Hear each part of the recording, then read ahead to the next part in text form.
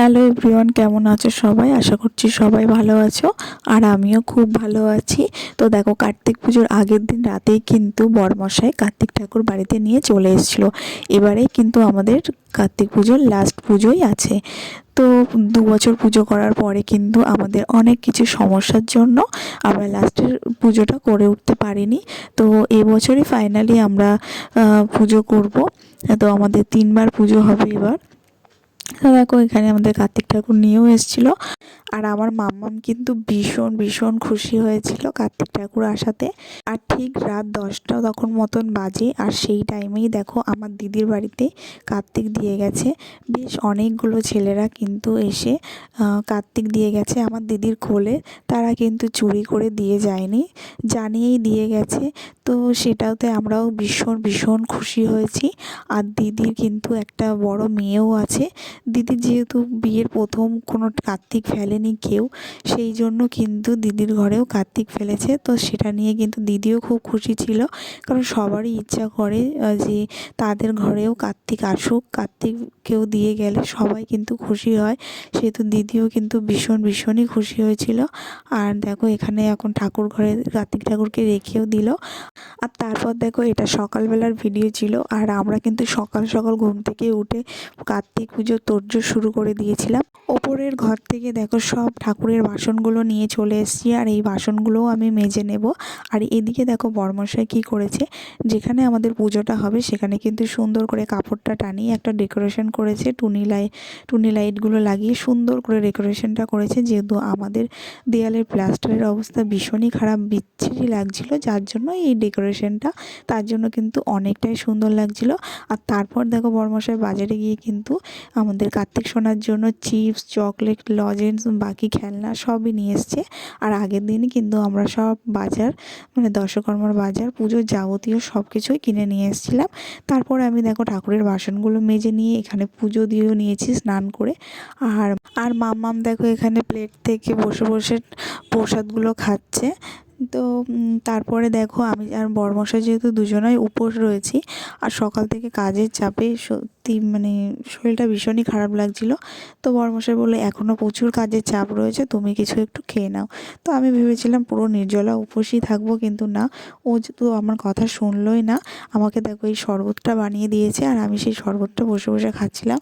আর তারপর মাম্মাম বললো আমাকেও একটু দেখাও। মাম্মাম তখন পেয়ারা খাচ্ছিল। তো তারপরে দেখো মাম্মামকে খাইয়ে দাইয়ে ঘুম পাড়িয়ে দিয়েছি। আর আমাদের এখন মেন কাজে আমরা চলে এসেছি। তখন মোটামুটি বিকাল 3টে বাজে। আর এখানে আমি গোবিন্দভোগ চালগুলো ভালো করে ধুয়ে শুকিয়ে নেব। আর আজকে আমরা কার্তিক সোনার জন্য বানাবো পোলাও, আলুর দম, 5 রকম ভাজা, লুচি, সুজি, আর তার সঙ্গে বানাবো কিন্তু পায়েস। তো দেখো, এখানে আমাদের যেহেতু নিরামিষ ওভেন নেই, ওর জন্য দিদির বাড়ি থেকে আমি কিন্তু নিরামিষ ওভেনটা নিয়ে এসেছিলাম। আর এখানেই কিন্তু সব রান্নাবান্না আমি করছিলাম, যেই ঘরে আমার কার্তিক পুজো হবে।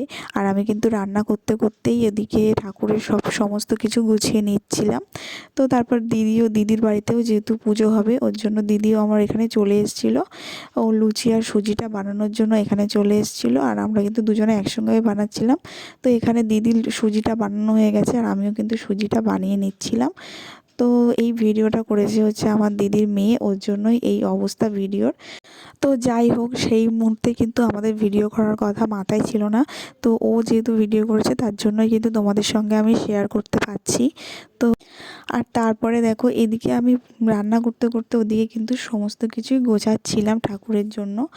তো একা হাতে একটু চাপই হয়ে যাচ্ছিল। আর বরমশাইও কিন্তু আমাকে অনেক অনেক সাহায্য করেছে। সত্যি কথা বলতে, বরমশাই যদি না থাকতো তাহলে কিন্তু আমি একা হাতে এত কিছুই করতে পারতাম না। সব দিক থেকে কিন্তু আমাকে অনেক অনেক সাহায্য করেছে। তো দেখো, এখানে দিদি লুচি সুজি বানানো হয়ে গেছে, আর আমিও আমার জন্য, আমার কার্তিক সোনার জন্য লুচি সুজিটাও বানিয়ে নিয়েছি। তখন মোটামুটি 7:30 বেজে গেছিলো। 7:30 বেজে গেছিলো, তারপরেও কিন্তু আমাদের সমস্ত কিছু হয়নি। এখানে মোটামুটি শুধু আমার 5 রকম ভাজা, পোলাও, লুচি, সুজি এইগুলোই হয়েছিল। আর বাকি ছিল আলুর দম আর পায়েস। আর এখানে দেখো, আমি কিন্তু কড়াইতে সব কিছু দিয়ে দিচ্ছিলাম, আর বরমশাই কিন্তু আলুর দমটা বেশ ভালো করেই কষাচ্ছিল, কারণ আমি কিন্তু বাকিটা করছিলাম। আর তার জন্য বরমশাই এসে বললো যে আমি তোমাকে একটু হেল্প করি। তো ওর জন্য দেখো, ও কিন্তু সুন্দর করে কষাচ্ছিল।